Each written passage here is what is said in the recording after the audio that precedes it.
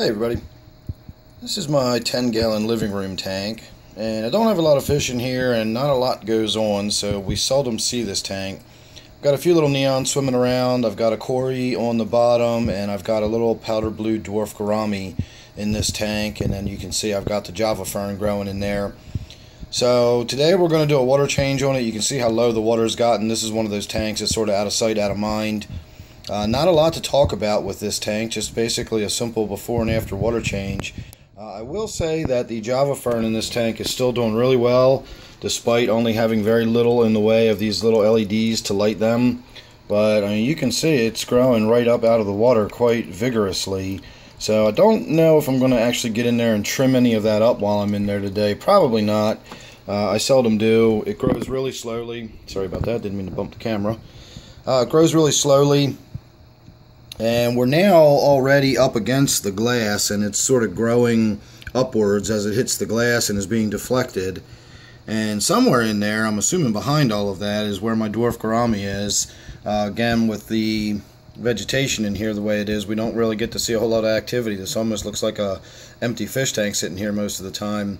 So I'm just going to do a simple water change, and then we will get to have a look at this tank before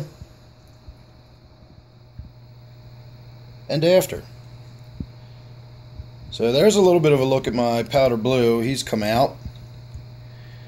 I didn't do a lot. Like I said, it was a simple water change. I got in there with the gravel vac. I did do a little bit of a gravel vacuuming, but the bioload in this tank and the waste production in this tank is so low, I never really worry about it. I did wipe the glass down. It turned out that there was a little bit more the green spot algae growing on it than I was expecting, so the glass looks nice and clean now. We can see in there. And due to the tannin production of the roots in the java fern there, the water was a little more tea stained than I had realized, so we've got a nice bright clear tank now. I did also want to point out the slow growth of this java fern. I've shot videos in the past where I discuss atmospheric CO2 levels, and while I can't absolutely prove that the elevated CO2 levels in my basement contribute to more vigorous plant growth, I'm convinced of it personally, and this tank is a good example. This, like my tanks in the basement, is not injected. I don't do any CO2 injection, I don't do any foods, I don't do any ferts, I don't do anything.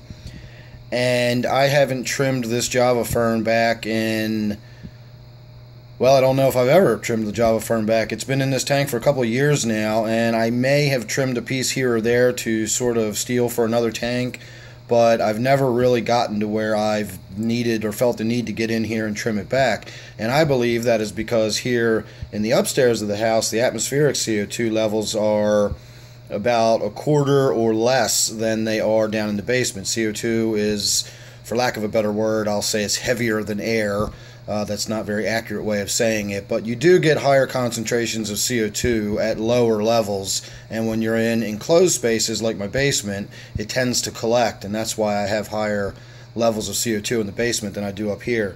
And I firmly believe that that is why I don't get the super vigorous plant growth up here that I do downstairs. I don't inject my plant or any of my tanks downstairs. I don't feed them. I don't put ferts in them. I don't do anything to my tanks downstairs, and they grow much more lush and vigorous than my tanks up here do.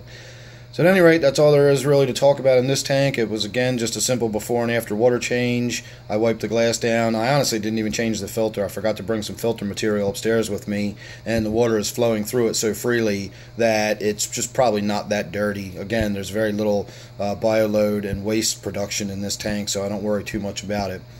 So thanks for watching. Make sure you're subscribed. You don't want to miss any updates I got coming up, or any of the little odd tinkerings I do with any of my other tanks. So there's one last look at my powder blue dwarf gourami. Again, don't forget to subscribe. This is my 10-gallon living room tank. Thanks again for watching. I'll see you real soon in the next one.